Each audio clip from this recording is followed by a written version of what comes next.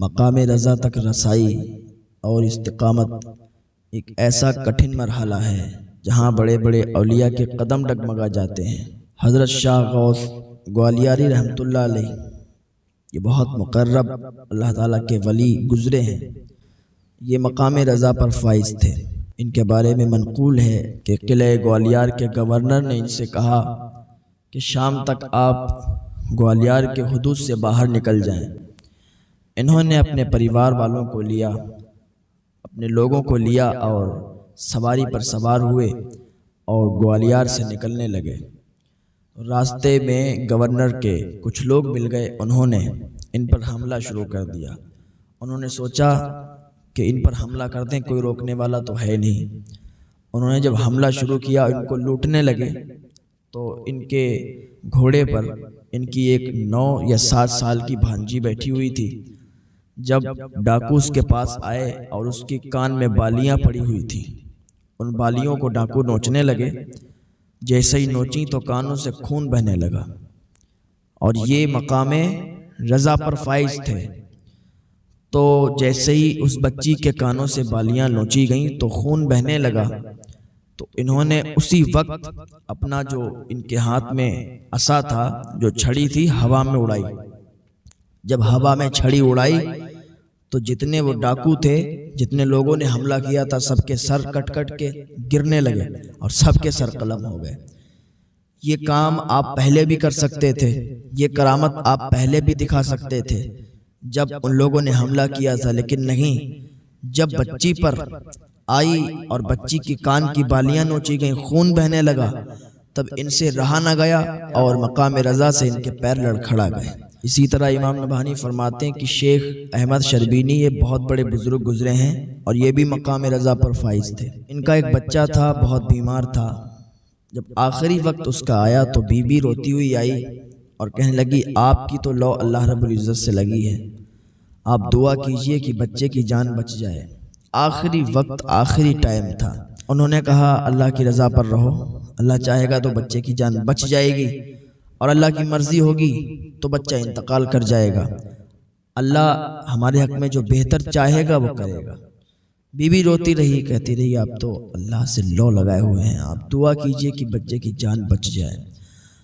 تھوڑی دیر ہوئی کہ ملک الموت آئے اور آخری وقت ہوا روح قبض کرنے کا، اور ملک الموت جب روح قبض کرنے لگے تو وہ مقام رضا پر فائز تھے اور پائے کے بزرگ تھے، اللہ کے ولی تھے۔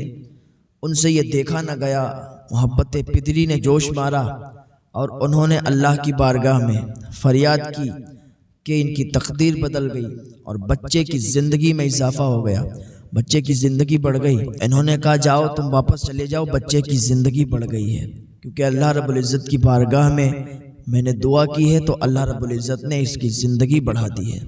تو یہ مقام رضا پر فائز تھے، لیکن جب بچے کی جان کا ٹائم قریب آیا، بچے کی جان نکلنے والی تھی، تو مقام رضا سے ان کے پیر ڈگمگا گئے۔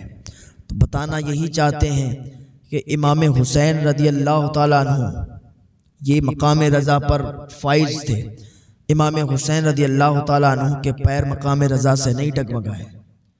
امام حسین نے کربلا میں بتا دیا، ادھر اگر بھانجی کے کانوں کی بالیاں نوچی جا رہی ہیں تو مقام رضا سے پیر ڈگمگا جا رہے ہیں، بچے کی جان کا ٹائم آ رہا ہے، بچے کی جان نکل رہی ہے تو مقام رضا سے پیر ڈگمگا جا رہے ہیں۔ لیکن کل میرے حسین نے کربلا میں بتا دیا، علی اکبر شہید ہو گئے، مقام رضا سے پیر نہیں ڈگمگائے۔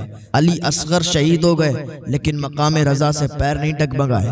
عباس شہید ہو گئے لیکن مقام رضا سے پیر نہیں ڈگمگائے۔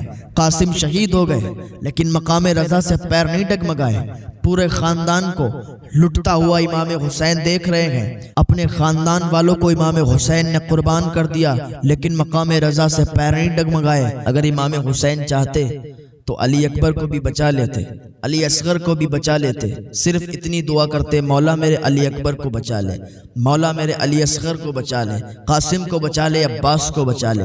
لیکن آپ سب کچھ جانتے تھے، آپ نے دعا نہیں کی، مقام رضا پر فائز رہے، مقام رضا سے آپ کے پیر نہیں ڈگمگائے۔ خاندان والوں کو شہید ہوتے ہوئے دیکھا، لیکن مقام رضا سے پیر نہیں ڈگمگائے۔ یہ میرے امام حسین رضی اللہ تعالیٰ عنہ ہیں۔ دیکھیے مقام رضا کے 3 حصے ہیں۔ مقام رضا کا پہلا حصہ انسان کو معلوم بھی ہے کہ میرے ساتھ یہ ہوگا، طاقت بھی ہے، اختیار بھی ہے، لیکن پھر بھی اسے موت سے کوئی ڈر نہیں ہے، کوئی فکر نہیں ہے، اور پھر بھی وہ موت سے اپنے آپ کو نہ بچائے۔ یہ تو مقام رضا کا پہلا حصہ ہو گیا۔ ایک صورت تو یہ ہے کہ انسان کچھ بھی نہ کر سکے اور ذبح ہو جائے، تو یہ مقام رضا کا حصہ نہیں ہے۔ اس مقام کو رضا نہیں کہتے۔ رضا اسے کہتے ہیں کہ انسان خود طاقتور بھی ہے، بچانے کا جگرا بھی رکھتا ہے، بچانے کی قوت بھی رکھتا ہے، لیکن پھر بھی اپنے آپ کو قضا سے نہیں بچاتا۔